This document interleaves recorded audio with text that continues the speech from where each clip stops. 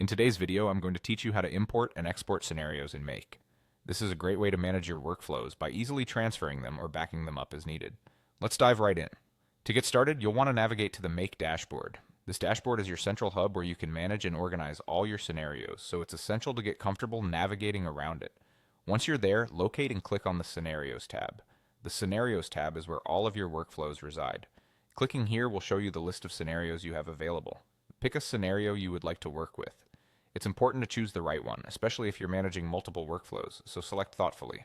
After you've chosen the scenario, you'll need to enter the edit mode by clicking Edit. This allows you to make changes, import new configurations, or export the current setup. Here you'll want to turn your attention to the top right corner of your screen where you'll find three dots. This menu is crucial as it contains options for both importing and exporting. To import a new scenario, click on those three dots. You'll see options for importing or exporting a blueprint. Let's start by importing. It's as simple as selecting Import from the menu. Once you do that, you'll be prompted to choose a JSON file. This file should contain the configurations and settings you wish to upload into your scenario. Make sure you have it saved in a location you can easily access. Select the JSON file you wish to import.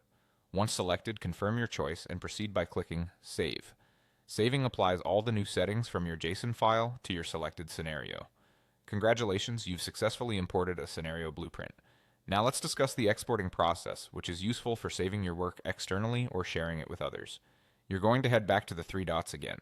This time, choose the option for Export Blueprint. By doing so, Make will automatically generate a JSON file of your current scenario. It will be downloaded to your computer where you can store it for future use or share it with team members who might need it. And there you have it, a straightforward yet effective way to import and export scenarios in Make. Whether you're looking to back up your work or share scenarios with colleagues, this process makes it simple and convenient. By following these steps, you ensure that your workflows are easily manageable and portable, saving you time and effort in the future. Thanks for watching, and make sure to stay tuned for more tips and tutorials.